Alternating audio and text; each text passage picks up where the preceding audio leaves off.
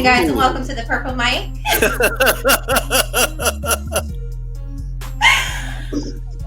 I'm your host, Erica Nichole Mason. Tonight's going to be fun. That's all I can promise you. We're joined tonight by a special guest. If you guys are OG followers or OG watchers, you guys will all remember Leo Cabe, Leo whatever. Season 1 for all of the Purple Mic OGs who have been down with us since the beginning. Leo is joining us again tonight. Leo, we're so happy to have you back. Hey,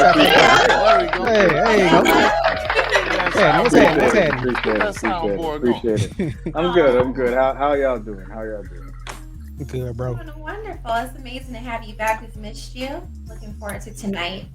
I gotta go down to my only leading lady since it's an outnumbered evening, Miss LaShonna. Yeah, today. How are you, LaShonna? Good to see you. Good. You already know I can hold my own, so I'm ready. We got that work to put in tonight. How many drinks you done had? That's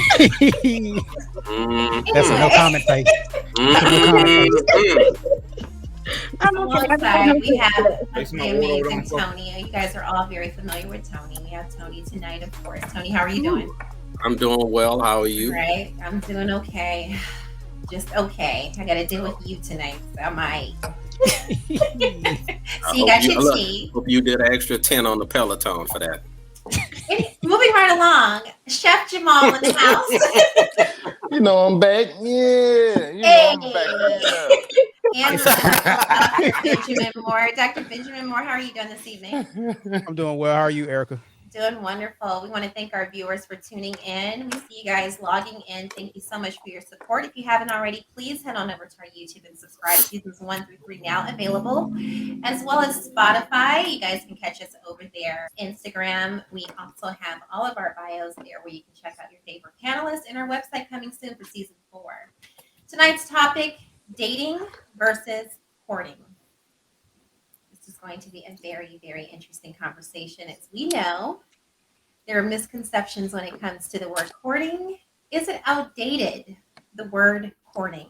What does it mean? What is dating? Tonight we break it all down, and again with our special guest, Leo Cabe.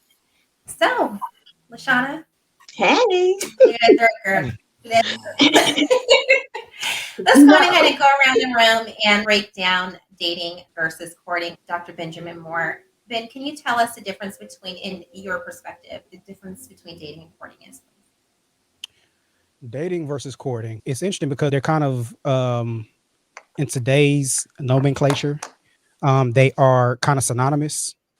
Or at least a lot of people, when they say dating, they are also a lot of times talking about courting. A lot of people use the phrase dating with a purpose. Dating is, in a traditional sense, when you're just getting to know someone, when you want simple companionship and companionship with the purpose of getting to know someone. And courting in the more traditional sense is getting to know someone with the purpose of marriage. But a lot of times, again, when people say they're dating, they're meaning courting. And a lot of people these days, especially men, we're dating just to be dating. Like, we just want to get to know you, see what's up, and then eventually we'll get to the courting stage. But I think a lot of women come into it automatically with the idea of courting. Typically, for me, I look at courting as a necessary, I guess, approach. However, in my experience, I've noticed that I need a lot of time. So I think dating is necessary first for a substantial period of time so you can learn somebody, because people can change. And then I definitely think courting at some point where you become more exclusive, and again, for the purposes of marriage.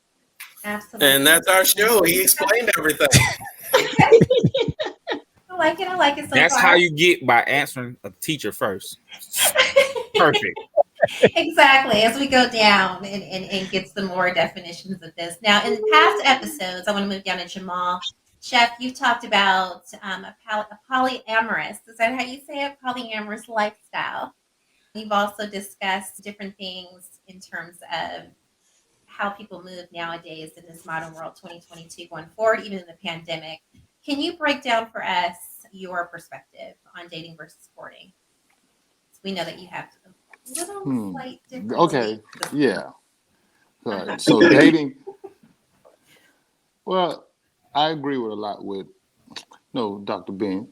So, but like I said, we live in a time now where everything's a lot different. So, society, social media, everything has people not really dating. It's more of having friends with benefits and going out and doing those type of things. And people going out having fun, having sex with different multiple people and stuff like that in order to find that person they really click with. But it's a lot more physical it is now than it is connecting emotionally and mentally and so on, because the way that society pushes everything out now. So the younger generation is not dating and courting like how we used to. They see what's going on through social media and through TV, because everything now is pushing forth more sex and stuff like that, and just living your life. You know what I'm saying? When they came out with YOLO, when everybody was yelling YOLO, that's what everybody was doing. Shoot, I'm gonna go do that. I'm partying, doing everything I want to do. Shoot, ain't nobody gonna stop me. And it just took off from there. So you have to look at it like that now. Absolutely, absolutely. Now we will move over to our female perspective. Ms. LaShonna. Okay, here we go. For female perspective, if I'm dating someone, I know for a fact that we're not exclusive quite yet. So you're dating, I'm getting a chance to get to know you to see if I'm going to be exclusive with you or not. Just trying to see if we're going to vibe or not. But then when we have that conversation of, yes, I want to only date you. I only want to be, that's where you kind of move into a relationship. And that's where you start to have that more of that connection with that person when you move into that courting phase, or when you become exclusive with that person, as opposed to dating. I feel like when you're dating someone, you're not sleeping with them. You're just getting a chance to get to know them. There's no physical. It's just you and him, dating. Or you could be dating multiple people. I mean, that's what dating actually is dating, dating multiple people, trying to figure out which one best fits you and if you fit them. I feel like courting is when you're very much so exclusive. It's just you and him, and it's nobody else that's in this. It's just you and him, and then eventually you find the right time if you decide you want to have sex with the person or not. That way it's more intimate, it's more special. Fairy tales and rainbows. Erica, I did that one for you. I love a fairy tale. With the harmony and everything. I hear you. She listened to Whitney before she came on, y'all. That's what that was. That's why she hit that note. Yeah. So yeah, I do. That's how I view courting and versus dating. But but this generation nowadays, no. And even some people in our generation, they don't feel like, they're like, if I'm dating you, I'm dating you, but I still should be able to smash if we just dated. Like somebody if I'm spending money, I'm smashing. Yeah. Like, what we doing? Especially if you hit that third date, they definitely like, so hey, trying to hit that root. Yeah, come out. We're gonna do this for God. If it's not, then it was like, what? So can I just get half on all of these dates that we just since we're not gonna do this? So I mean, that part, or just like I said, it depends on that person, and that individual. Because for women, we do date with a purpose, and like Ben said, when we're dating with the purpose, we're looking for our person that we're going to spend the rest of our life with. I call it the end game, because that's it. I'm not out here. I'm not out here no more. So we stand corrected. Okay. Dating is casually getting to know a persons you may eventually have a romantic relationship with, while courting is romantically involved with someone with the intention of marrying. So everyone stands corrected.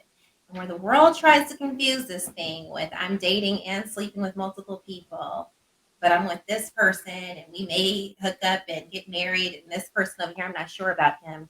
Those are the definitions of both dating and courting. So I'm going to move over to Deon. Deon, what is your perspective on dating versus courting? It's almost non-existent with this generation. What's non-existent? Dating or courting? Courting. Got it. Like, the reality of it is, I don't think being with the predecessors of the generation before us, I don't think that we did enough of a good job teaching because we were still figuring it out ourselves in the process.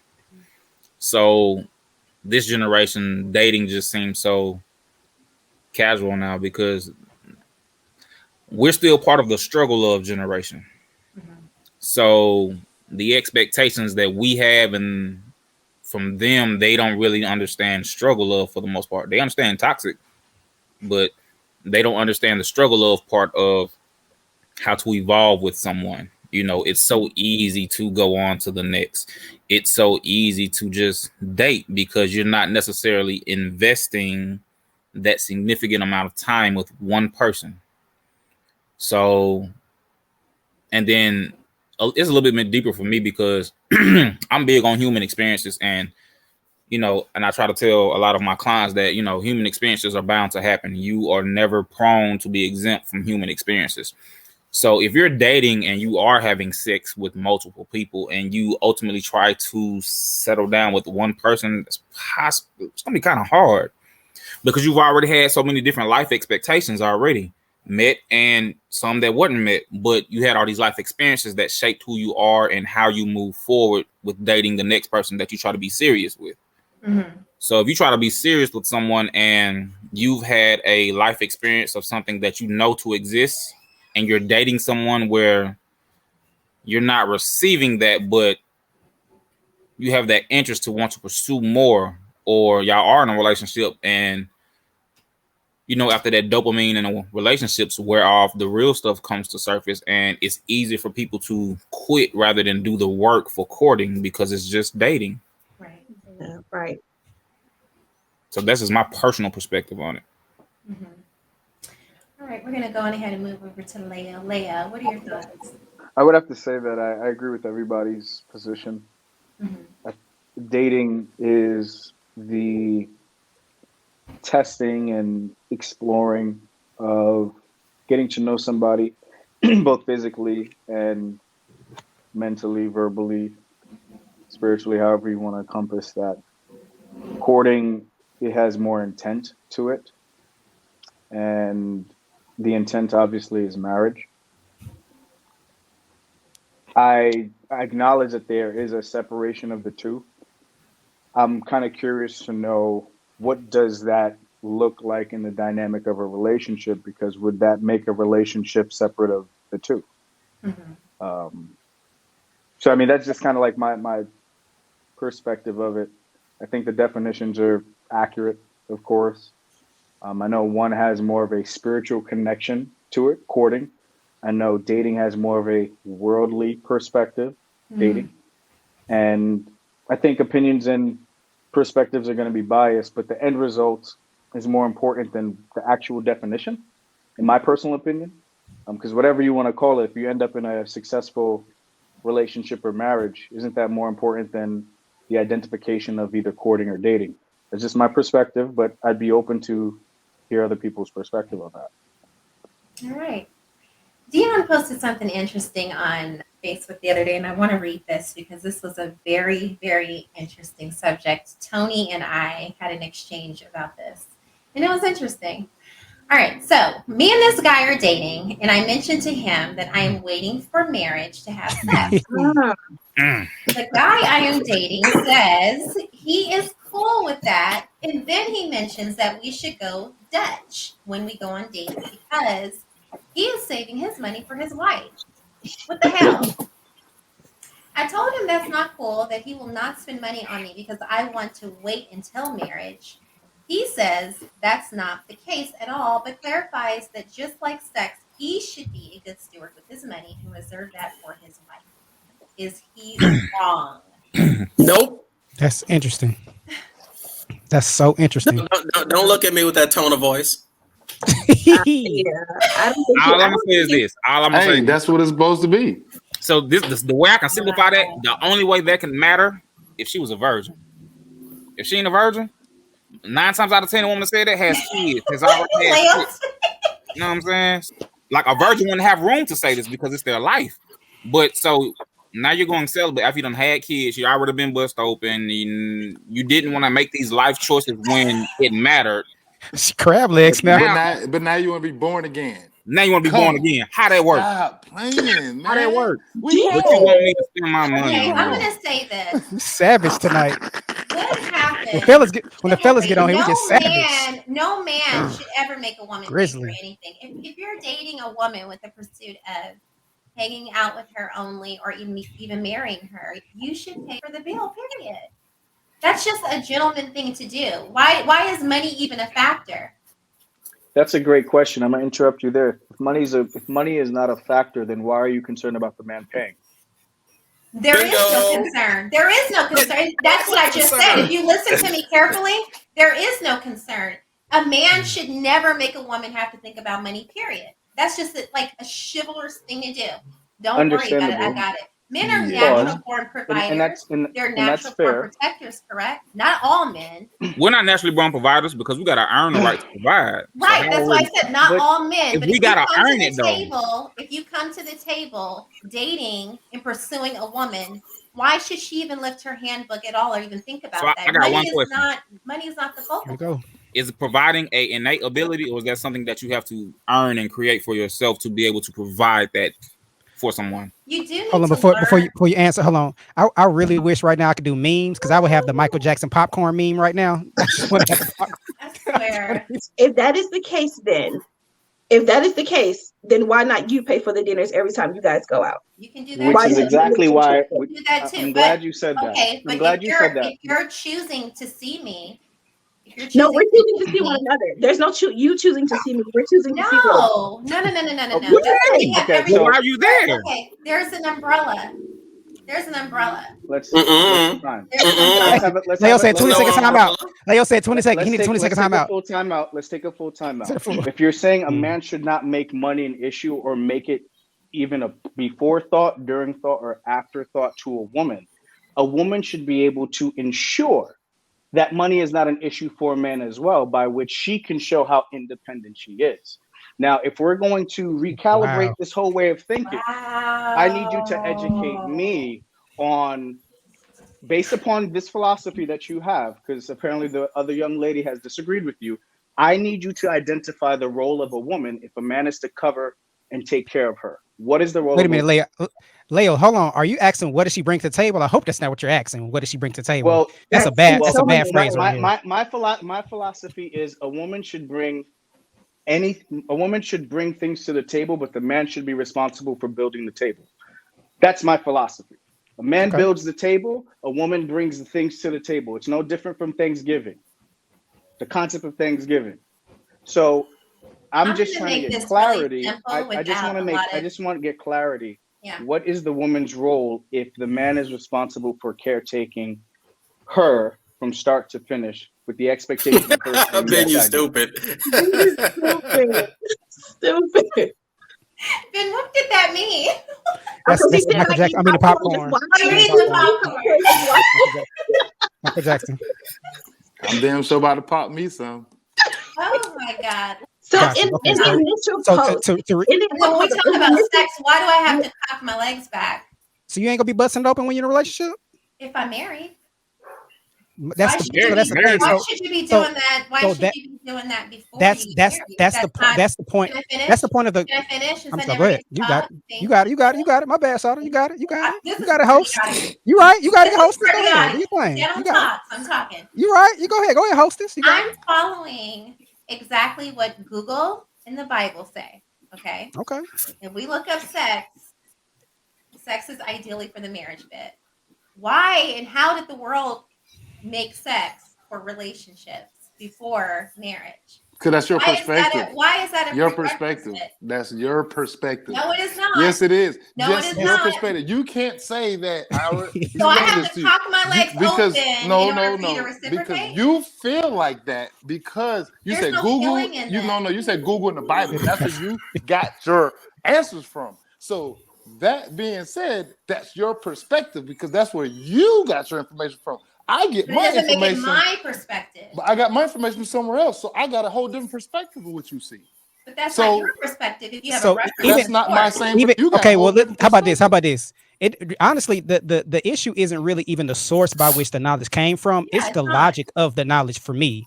Because the thing is, it's honestly what that meme does, and I'm not going to say what I agree with or what I don't, but what I will say is it addresses a hypocrisy of that mentality, which is that you want a man to be a man and a precursor for what he's doing in the relationship, but you don't want to do the precursors for you as a woman in a relationship. You want the man to do everything that he's going to do in a relationship.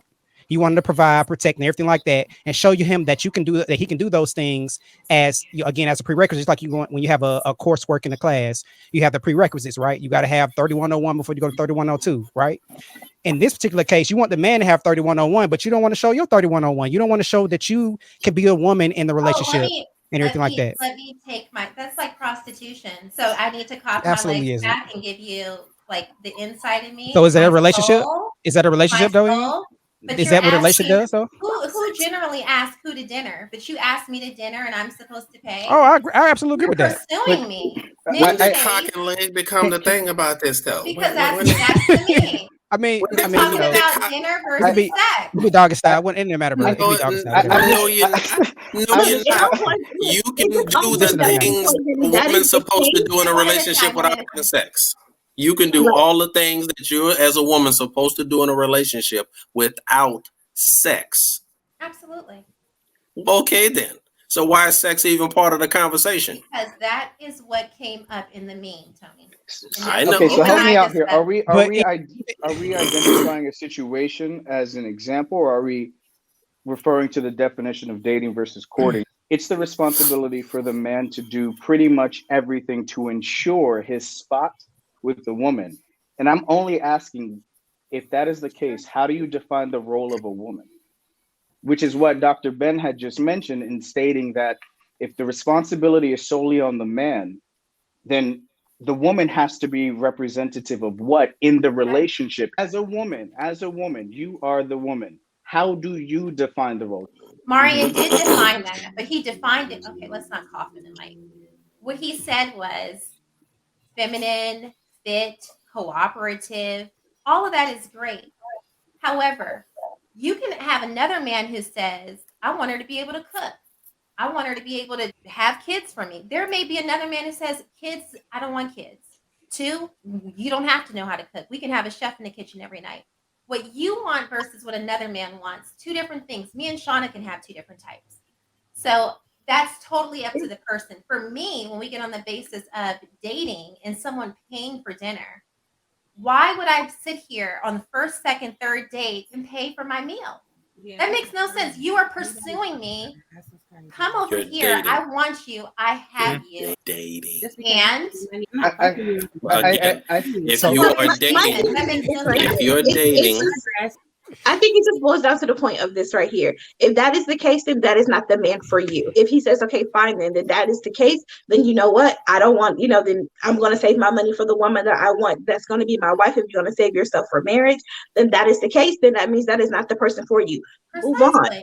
Like, and that's just the thing. Move on. Now, like I said, I do agree what he says, because he said he want to save the money for, and 9 times out of 10, he probably said that because of we don't know the previous conversations that they probably had. Does The she, being conversations that she's were never going to have sexual sex with or him, whatever. would she pay for every meal going forward? Or do they go Dutch? Or how does that work? 50-50 every time we go out? Because I'm not sleeping with you?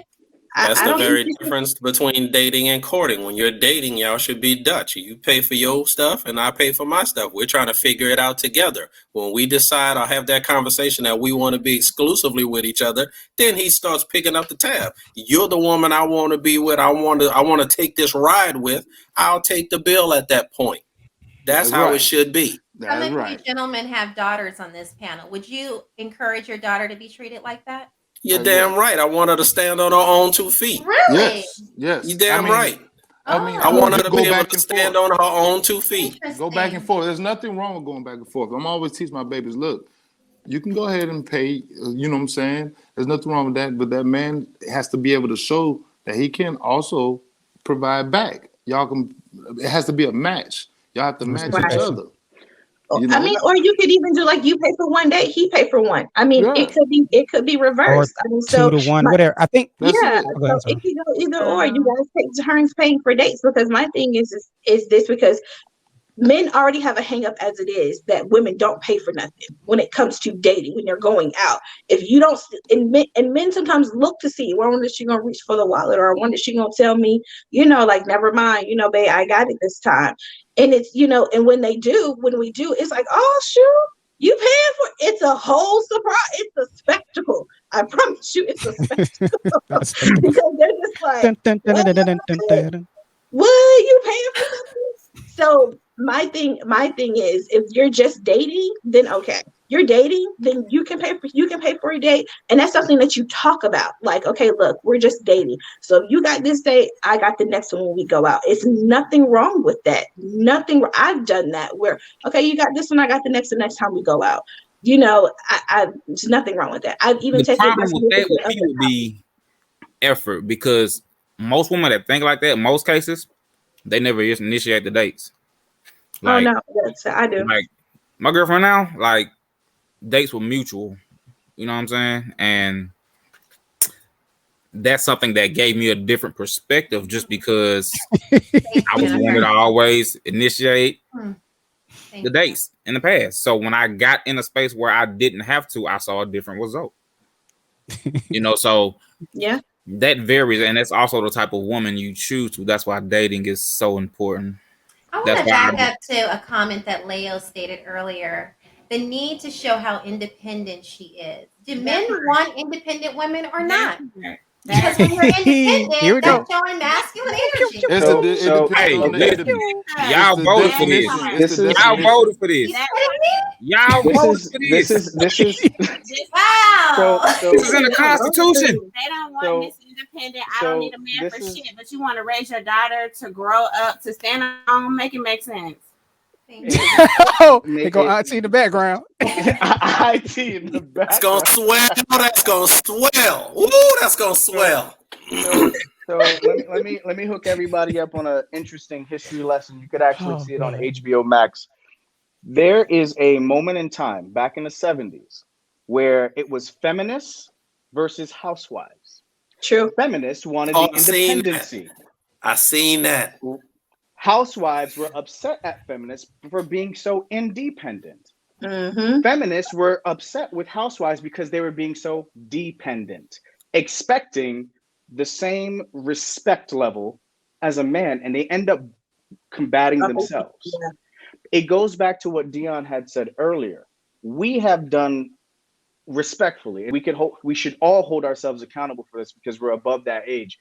We've done a difficult job, or a terrible job, dealing with this idea of independency is masculine or being dependent is emasculine. We've done a terrible job with that, to the point where I'm an independent woman, but I need a man to pay for my dates. That makes no sense. It's a massive contradiction. At the same exact time, dude says, oh, I'm a grown-ass man, but yet you need a girl to take care of you. So there's this toxicity that's here that we obviously need to remove, and it comes back from the history. History doesn't repeat itself. People do, because they don't know what happened back in the days. And that's why I'm saying, like, the importance of identifying the role of a woman should not be identified by the person you're dating. It should be by how you value and how you define what you want to be. Because at that point in time, if you feel like that dude is not qualified for you, you should have that power to be like, I'll pay for mine, I'm out. Not to capitalize on the free meal and then boogie because, oh, well, I got a free meal. That's the culture that we are involved in right now, which makes dating or courting challenging. Exactly. That's exactly what I was going to get to with you, Erica. See, you do have that old school mentality, which is not bad. You know what I'm saying? And having that mentality, you're looking for that type of man.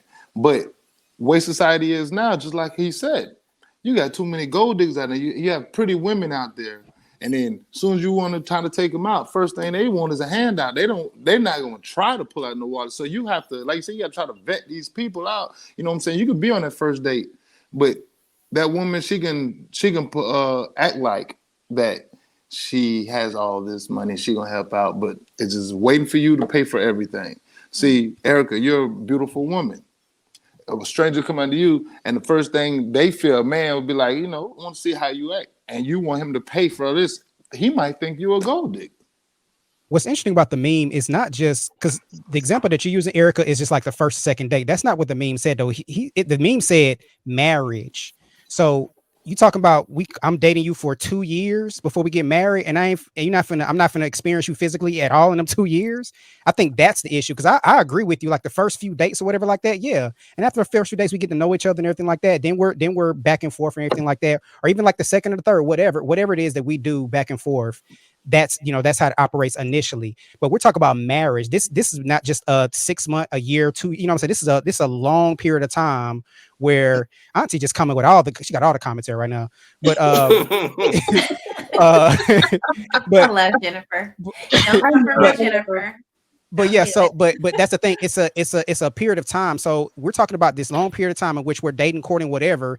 And so a man is supposed to do all this paying, or bring all this value to the table, and yet you show no value. You know what I'm saying? So that's the issue with the meme. Not necessarily that, it is not prostitution, it's value for value. Like, and that's the thing. Like the other part of the piece of the equation that bothers me is that, Yoni has all this value, but phallus has little to none. You know what I'm saying? When we're having sex, we're both getting something from that. That's an exchange of both. It ain't just like you just getting your rocks off.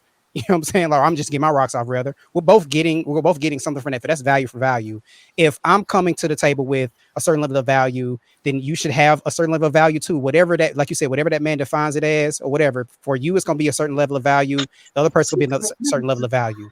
You know what I'm saying? So what I take issue with is the fact that, it seems that whenever a man in any sort of way says, okay, well, how can I have a reciprocal exchange with you?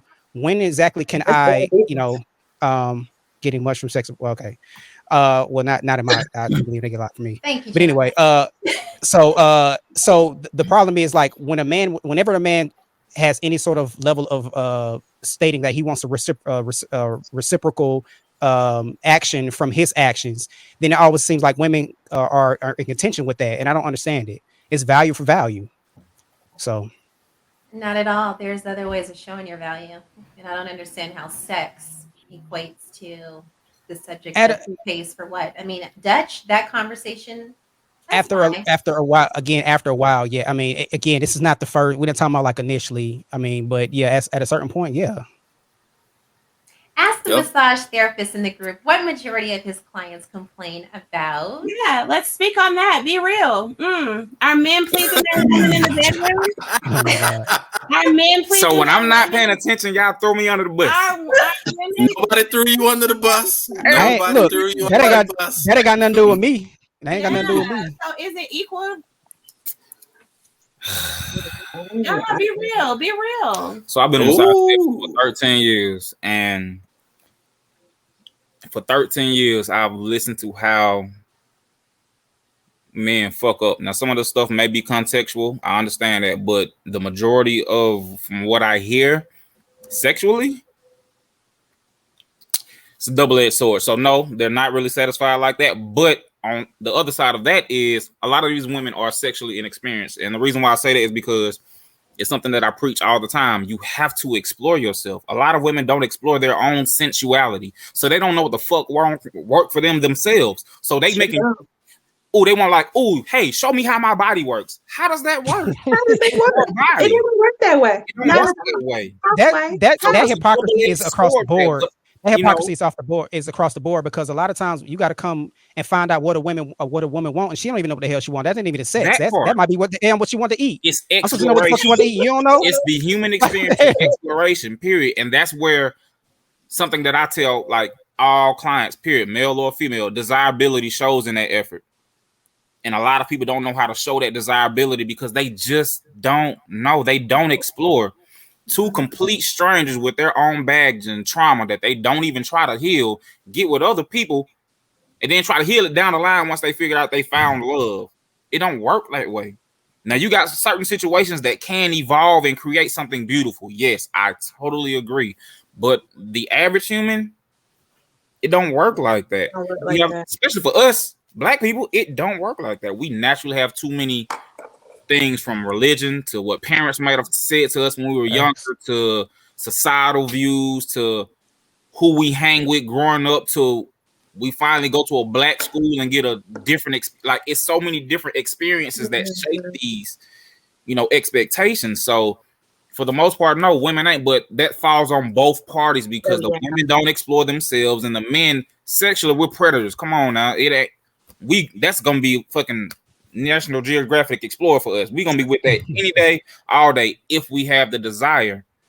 Women have this, hey, come please me, not let me please myself. It don't work that way. It's all about learning. It's all about learning your mate. So when you learn yourself, you learn your mate, because absolutely. And that's what I was gonna say. Like a man can't please a man.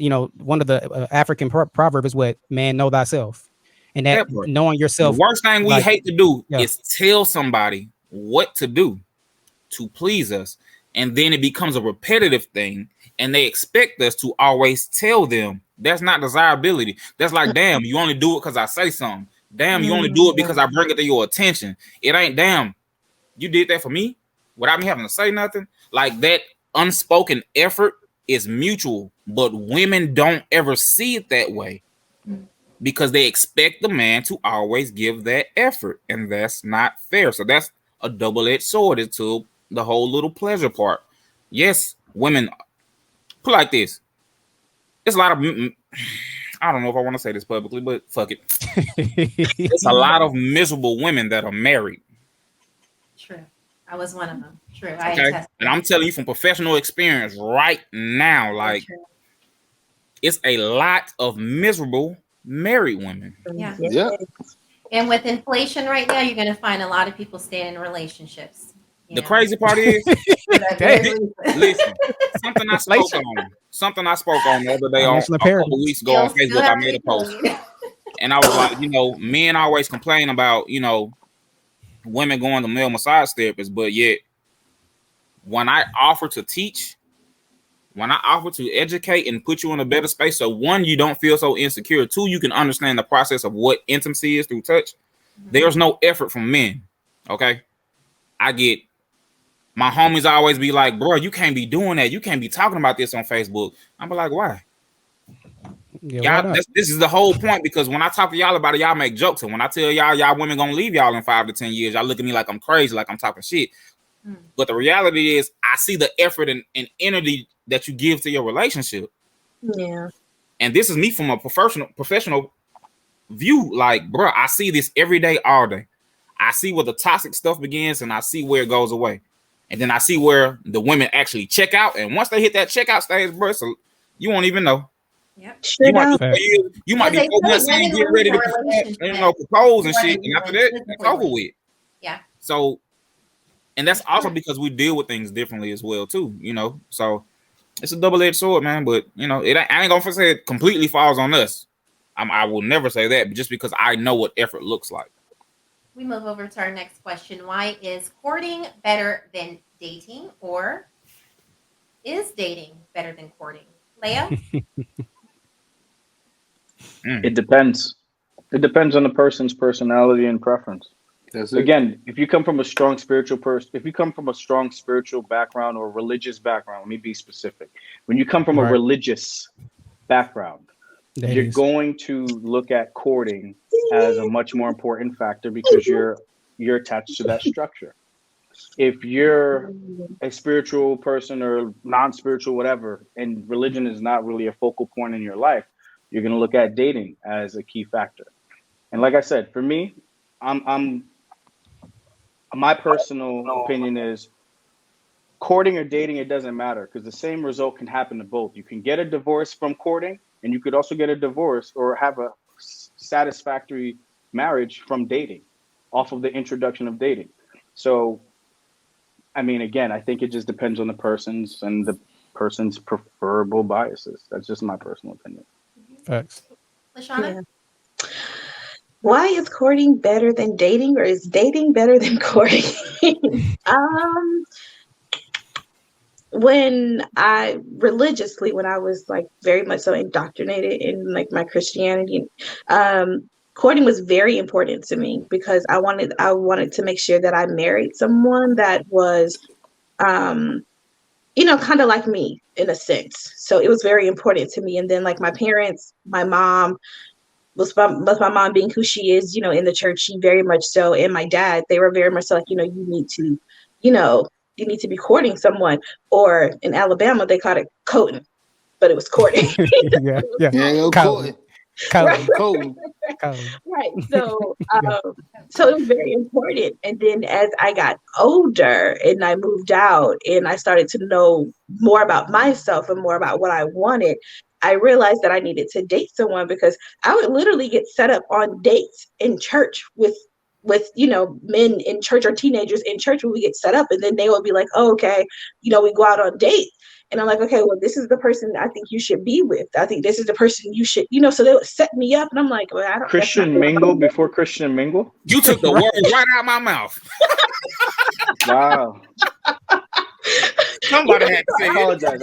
I just needed clarity. I'm sorry. I would definitely get set up, and I would just be like, and I would go out, and my dad would be like, so how did it go? I'm like, it was great. I think this is the person for you. So yeah, so it was very important until I went out into the world and I got a chance to get to know me and what I liked, and I had a daughter out of wedlock, like, and so it was, I was like, I found what I like.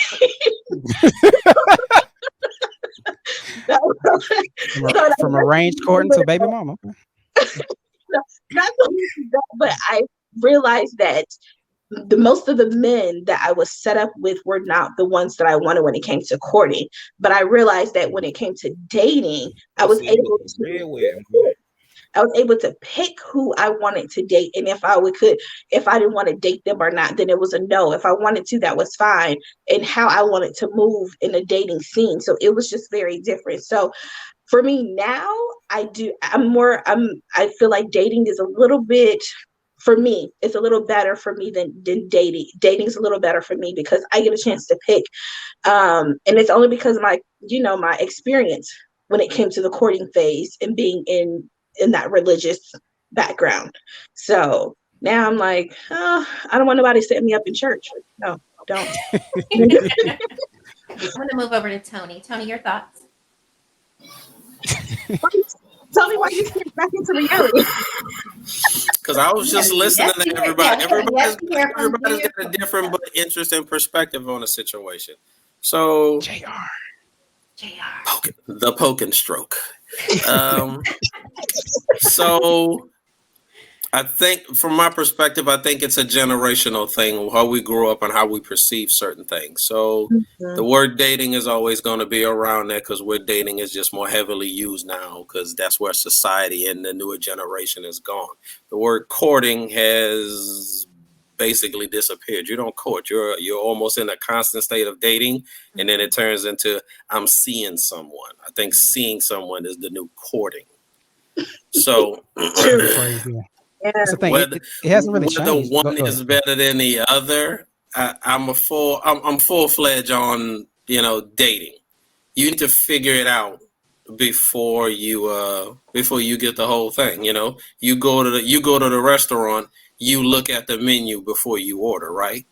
So that's what dating is. That's looking at the menu. You get to see what's on the menu before you place that order.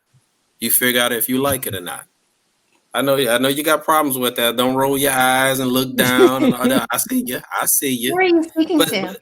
I'm speaking to you, young lady. Oh. But yeah, unfortunately, that's what we have to look at it as. Because back in the days, our parents, dating was courting.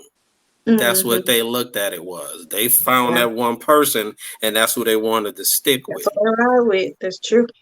That's how they did it. Now we got a precursor to it, which is dating. Then we go to seeing somebody, and then we move on from there. But this is all a prerequisite for the bigger picture. Getting a ring, walking down the aisle, kids, house, all that good stuff. So if you want to weed them out, date. You got to figure it out.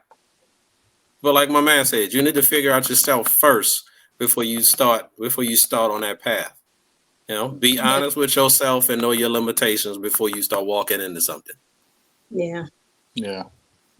Absolutely. And for those of you just tuning in, we appreciate you for watching. You're watching The Purple Mic. Please do not forget to subscribe, like, comment, and share. Our next question, how long is too long to be dating and or courting someone? So let's be very specific and detailed when we break that down, since we've already defined what dating and courting is. How long is too long? I'm going to move over to Deon and get your perspective on. Don't get the wrong answer. You got somebody in the background. Bruh, no.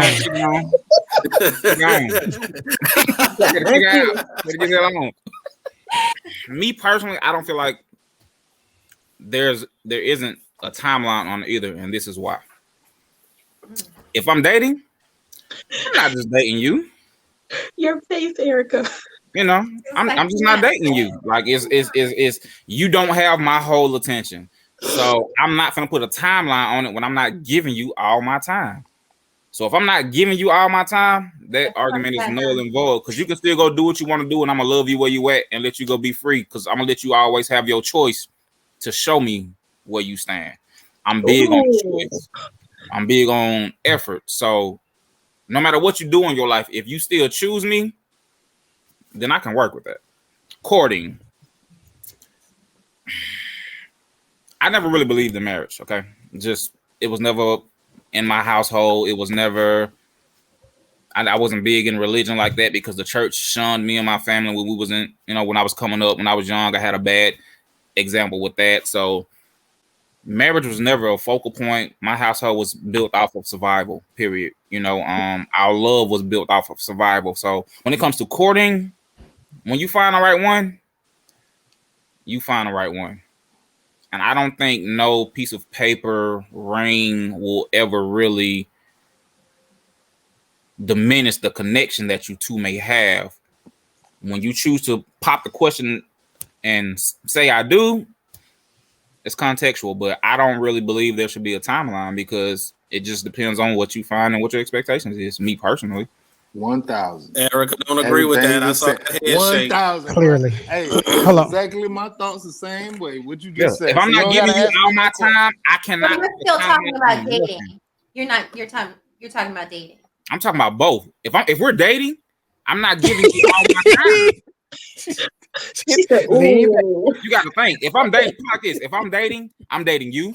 I'm dating LaShonna. No, I get that. I totally agree with that, because you are dating multiple people. I'll go back to what LaShonna said. You're not necessarily sleeping with those people. You're just but see, this is the thing. This is where the twist goes. Women don't date like that. Y'all get in a relationship and think y'all dating. It don't work like that. Tell me I'm wrong. How could you say that about all women? Majority, because majority of them do. When y'all date, y'all don't really date. Y'all get in a relationship and be like, oh, I'm dating someone. When somebody approaches you, that's not dating. You're in a whole relationship. You got a boyfriend. Oh, I see what you're saying. Okay, so they're in a relationship. That's what is dating, so that they can keep. How many women that you know that continuously date multiple men? No, they'll find one man that they're like, and they'll give him all their time in the dating stage. Okay, that's not dating. I'm dating. I'm not giving you my whole time. We're dating. Soon as I might leave your date, me and you might go to brunch. Me and LaShonna might go to dinner. Yeah. That's dating. Yeah. So if we're recording, same day.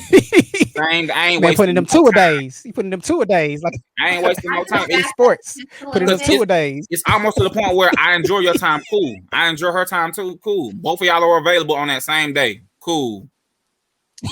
I got you for brunch. I got you for dinner. We dating. Go have fun. Sounds familiar. I want to go do the same thing, and I have no I'm gonna back up just a little bit. Okay. Go back to court. Sunday, Monday, Tuesday, Wednesday, Saturday, love. Yep. Deon, courting. What y'all really want? I got Keisha. We fall in love at first sight in marriage. Danielle says some fall in love at first sight and marry within 6 months to a year. Others will be in a relationship for years and be happy without paper. That's true. I'm gonna That's go with so Danielle on true. that one. I share that same perspective. Some fall in love at first sight and can be married within 6 months to a year. I feel like when you're courting, and men have said this time and time again, and you guys have even said it here on the panel. Men know. Tony has said it on the panel. Men know. Within 3 months, men know. And there's no reason why you should still be dating after 2 years. Why are you still courting Dating? after 2 years? Dating. Or excuse me, not dating, courting. Oh. There's no reason why you should be courting a person after 2 years, in my opinion. Differential. Erica, I got one calculus. question. I got one question for Erica. Yes. Oh God. As a woman that's been married Yes. and divorced, Yes.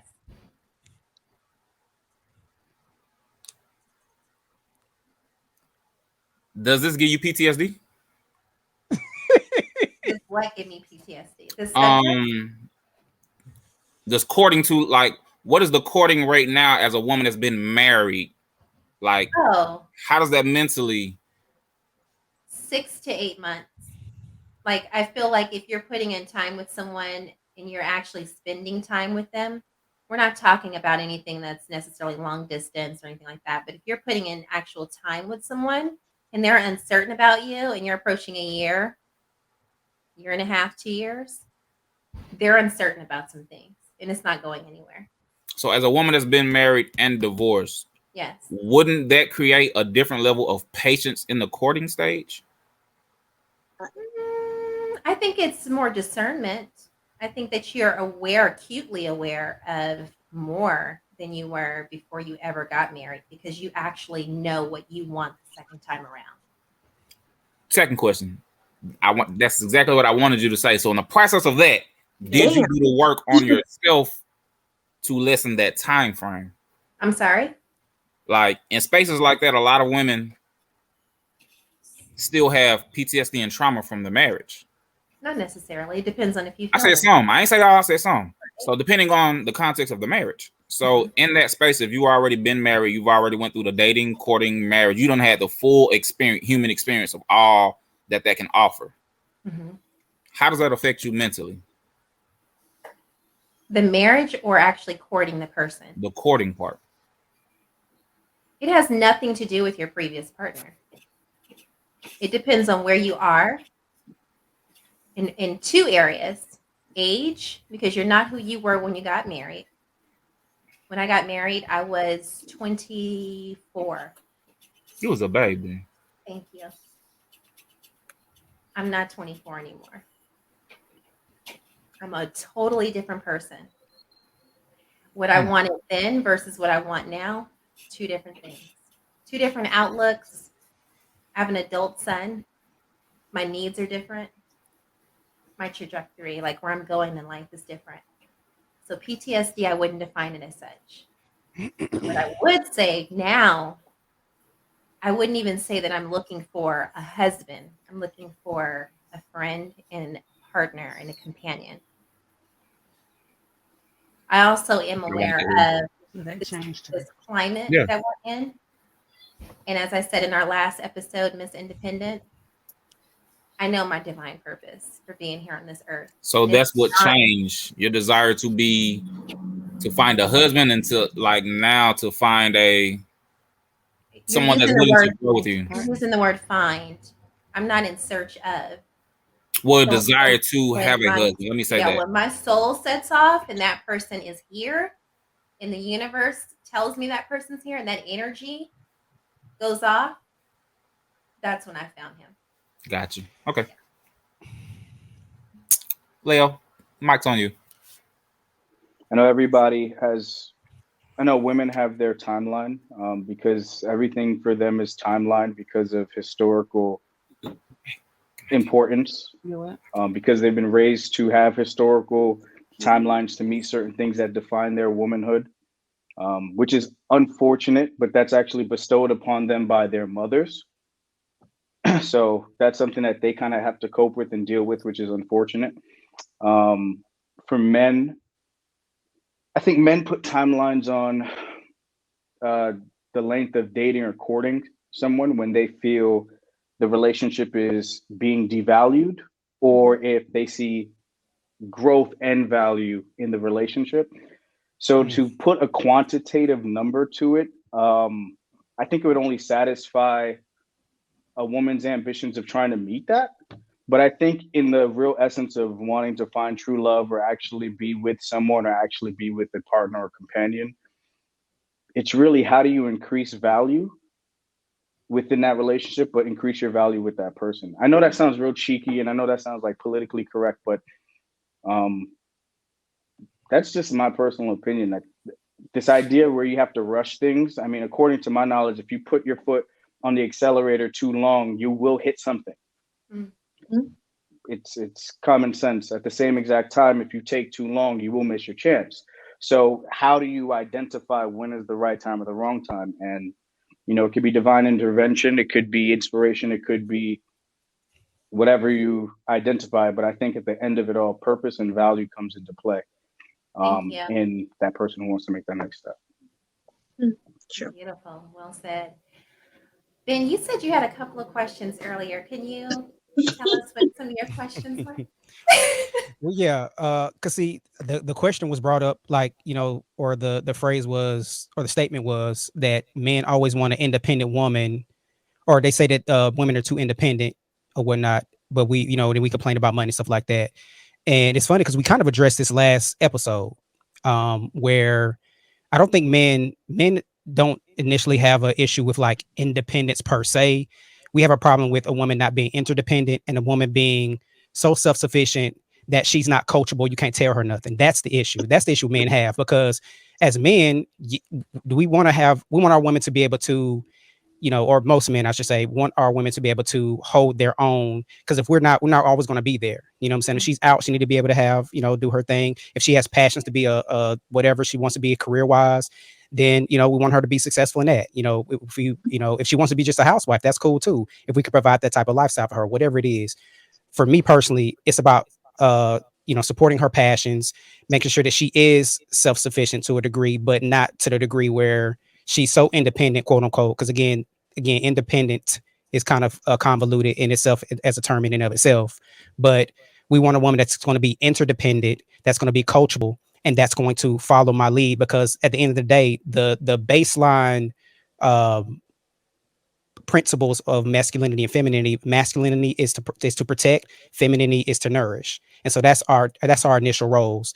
Other than that, in terms of provision, we can both provide. Like I said last episode, if I, you know, in Cro-Magnon days, the men were out in the field hunting, and our provision was more dangerous. We had to be out there hunting. If something came in our space, we had to defend our space. The women were in the house, they were nourishing the children, they were out in the fields providing the crops and everything. So we were both providing in our own ways. Right. Like Marian said, 2 + 2 = 4, 3 + 1 = 4 as well. We all provide in different ways, but our baseline initial, you know, foundational principles are protection and nourishment. So a man does not have a problem with a woman having her own per se. You know what I'm saying? But again, women have their own, and they get into their head that, well, because I have my own now, can't no man tell me nothing. I'm not coachable. You know what I'm saying? I can't be, it's all the rah, you know, back and forth and all that, when it's like, no, let's be cooperative. Let's be interdependent on one another. And that's the issue, not independence, but the lack of interdependence and the lack of coachability. That's the issue. Thank you. We're going to go into a part 2 of this discussion. And we want to thank all of our viewers for watching at home. We appreciate you guys for rocking out with us tonight. You're watching The Purple Mic. For those of you who'd like to sign off from part 1 of this conversation, go ahead. And we thank you so much for joining us tonight. Our special guest in the house, Leo Cave. We are so blessed and honored to have you tonight. That's my dog. Yes, we love our Leo. It's good. But I know that we promised Leo 1 hour. So Leo, if you have to go, we totally understand. And we thank you so much for your cooperation and your participation tonight. It was a pleasure and an honor to have you again. Thank you. Appreciate you all. Y'all are great. And keep doing what y'all doing, man. Because at the end of the day, let's empower each other, but let's also depower. That's who y'all left. He always leaves us with some homework. Let's continue to empower each other, but in order to empower, you have to depower. Absolutely. I love it. Thank you so much, Leo. And bless you. All right, bro. Be great. You're safe in the streets, homie. Always. So my thing is, I was raised like that. I was raised like my parents really was like, my daddy was like, you don't need to ask a man for nothing. Like, I got you. My mom said the same thing. They completely did everything.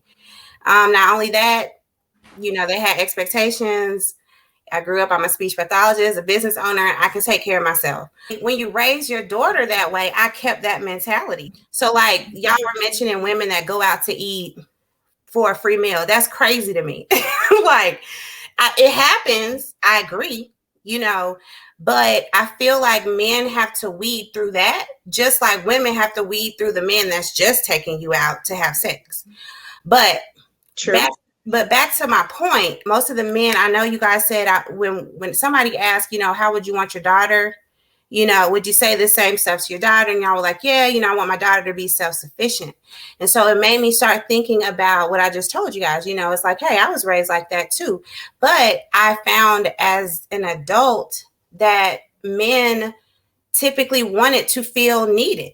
They wanted to feel of use. They wanted to feel desired. They wanted to feel like, okay, well, what do you need me for? You see what I'm saying? And so that bred that comment that was like, yeah, you know, you're raising your daughters like this, but you guys also kind of despise those women that you feel like don't need you for shit, or like, okay, No. go ahead. No. Let me. Go Okay, ahead. so Go ahead. I was raised the same way. I was definitely my dad was, he had 5 girls. 5, 1 boy, 5. So he raised all 5 of us to be, you don't need a man, you don't need da da da. I grew up with that mentality. My dad said that, but my mom moved that way. So I saw it. She didn't say it, but she moved that way. Yeah. And so I had the thing of, I can do it myself. But just like you're saying, after coming out here into the world, you're being with someone, a man has to feel wanted and needed and desired. My spiritual mother just told me yesterday, she said, Shauna, she said, women have to understand that you can be independent out there in the world, but when you come home, and you need to be able to switch it and change it and to become interdependent with that person that you're in a relationship with, meaning like if your husband, whomever. So you have to become interdependent and be able to submit to him and be coachable and teachable and be understanding of what he's asking of you for you to do. So that was something that she's been, we've been having conversations about. But I do see it where, because even for me, my siblings, my sisters, they still move that way, in a way of, I am an independent woman. I don't need a man for anything. Or daddy's girl. I got my daddy. My daddy do it. We didn't all see that mean like a girl grow up with a daddy. So that's okay. You don't want to do it. My daddy do that. But it also messes us up, because then that's something that we have to learn, of learning how to be interdependent, because we see our mom move that way, and then our dad tell us that. But then our mom doesn't come behind us and say, yes, I am an independent woman, but I am interdependent with your dad, and this is how I move when I'm inside the household. And that same energy that I got outside the household, I don't bring that inside the household. And so that is something that we don't learn. So we have to learn that either in a relationship, or we're taught or mentored, in that. Yes, a lot of fathers, we kind of bring up our women, our daughters, in that way where we're going to be their forever providers, and their husband is going to be the person that's going to take that role, or at least take the primary role, and we'll still be in that secondary space. You know what I'm saying? I absolutely agree with that. Here's why I have a problem with the mentality of, I don't need a man mentality, which is, again, a difference between, as LaShonna said, independence versus interdependence. A woman being self-sufficient for financially, or at least can provide in some form or fashion financially, is not the same as being independent in the sense of, I don't need somebody else. To Danielle's comment. Wait, break that down, because it sounds okay. Explain that. No. So again, if a woman can provide for herself financially, that doesn't mean that she's so independent to where she doesn't need anybody else, because she could be still interdependent with that other person. She could still rely on them spiritually, mentally, emotionally, physically, all those things, and even financially too. She might not be able to do the types of things she wants to do, going to Aruba, going to other places. Even if she can, whatever, the bottom line is that the issue is that a lot of times when women have the independent mindset, they do not want to They don't want to be able to be in communication with a man to the degree that he can coach her in some way, or that she can follow him, or he can lead her. And that's the issue that I have with that. I think there's two different things I'm saying. There is an independent woman that she's just independent. She doesn't think she doesn't need a man, but when she gets in that relationship, it transfers like that to the man. Like the man is like, oh, you know, like this girl, she's too independent for me. Like, and that doesn't mean she necessarily thinks that. You know what I mean? It just can come across as that sometimes when. But there's usually triggers for that though, and I agree with you. But there's usually triggers. So what do you think are the triggers? What do you think are the? So that I wanted to talk about that. What's the other young lady? LaShonna. Yeah. So she mentioned something that triggered. What I was thinking is, oh, you said being able to switch, right? You know, when you're out in the world. Okay. So my thing is, typically you went to college or whatever you did, you know, adulthood came, you were self-sufficient after school, right? You get in your ways, you're learning life, you're taking care of yourself, because if you never ever relied on that man, it just becomes a part of you to be independent and to do the thing.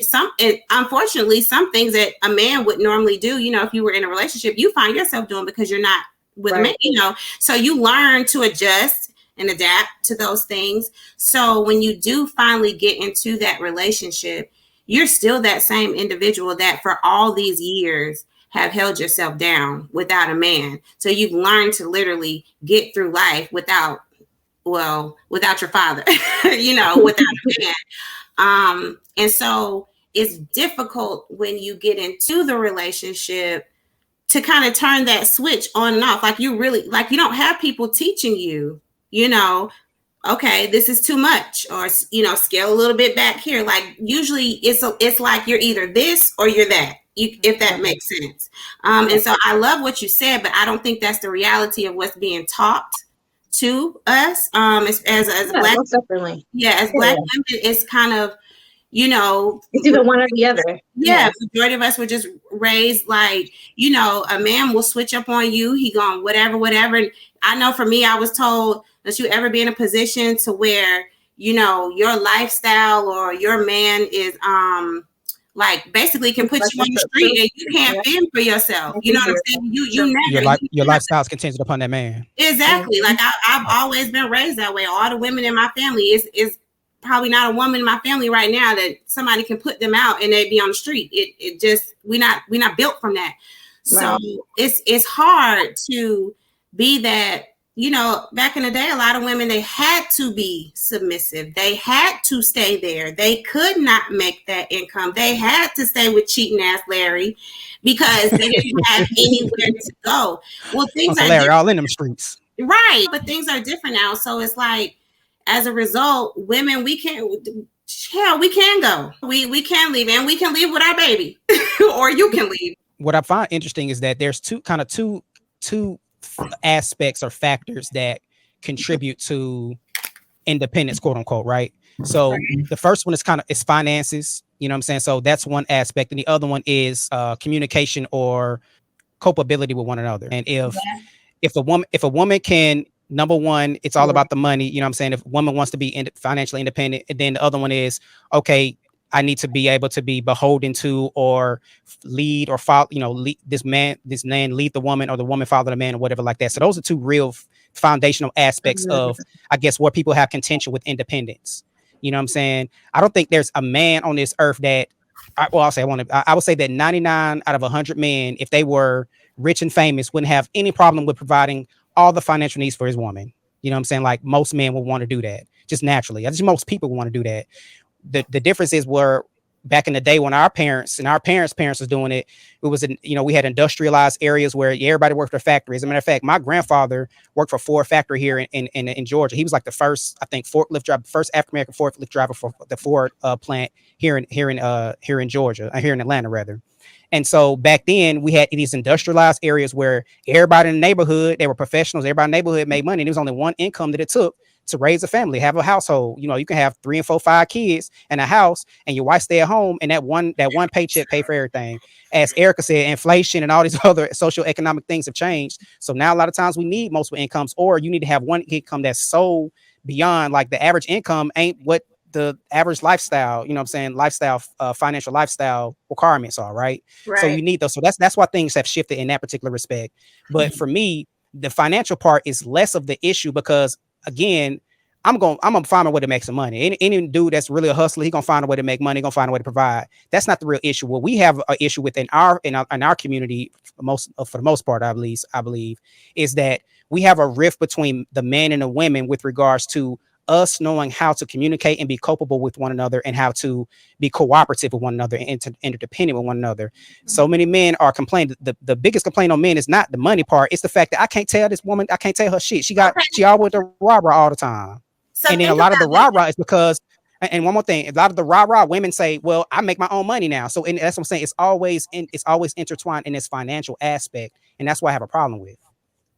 I feel like those kind of come hand in hand sometimes. Like when a woman has to be superwoman, okay, when she has to wear that cape, when she has to do everything for herself, in a sense, that takes away some of that feminine energy. I feel that breeds masculine energy.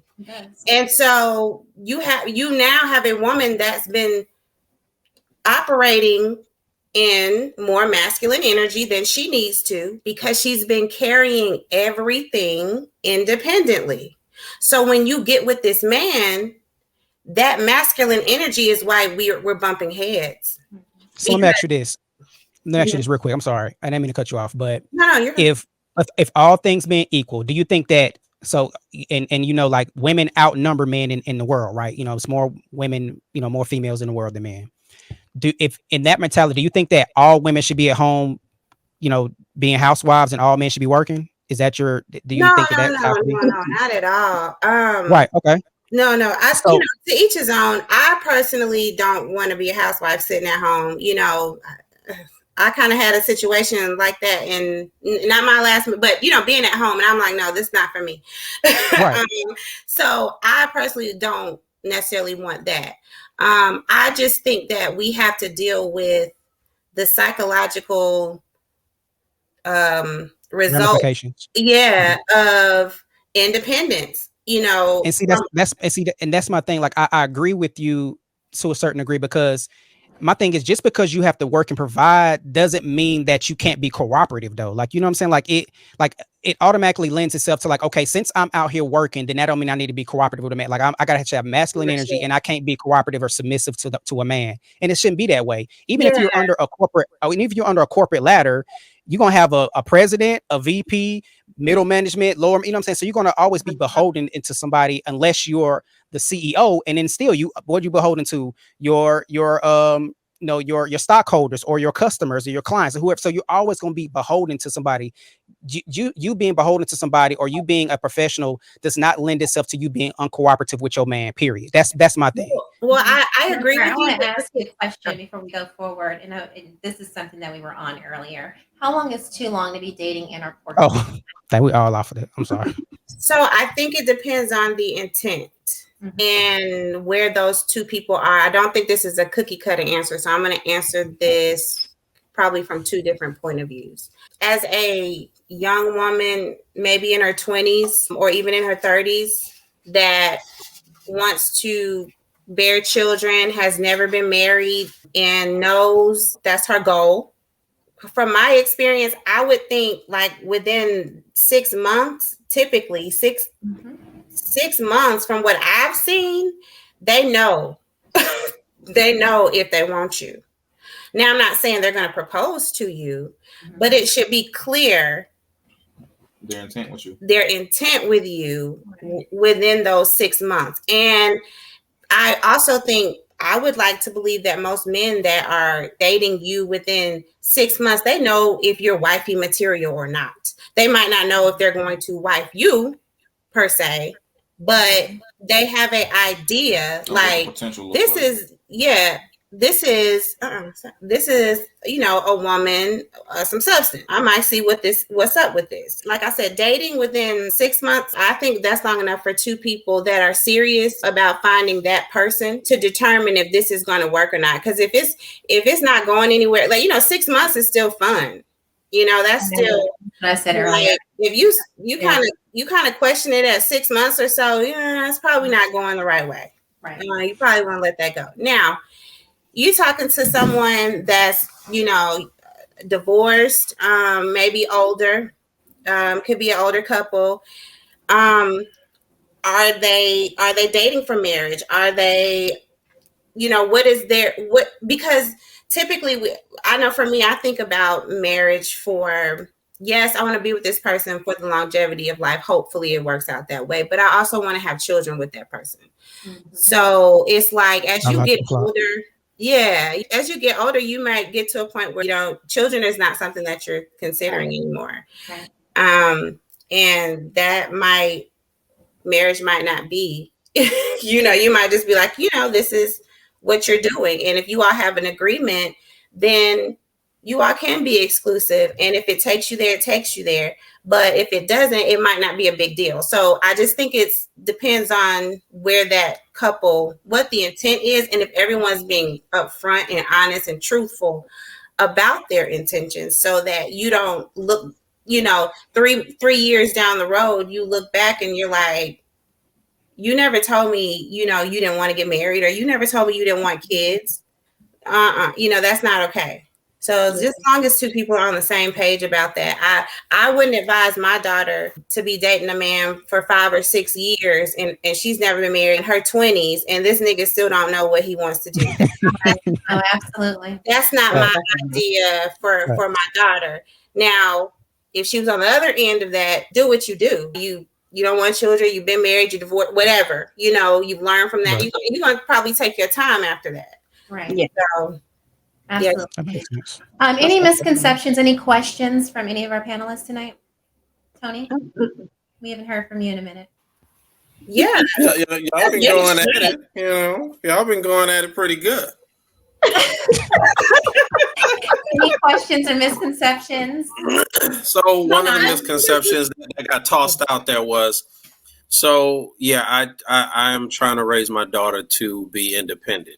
But here's the flip side of that. I married my wife largely on the basis that when we were out and we were dating, she told me, I don't need you. Mm-hmm.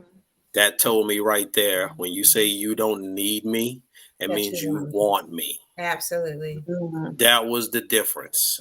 Yeah. And me raising my daughter to be independent of a man, I want her to carry that with her. I don't want you to need a man. I want you to want him, and vice versa. I want him to want you. Mm-hmm. Okay. It's no disrespect, but there's got to be some level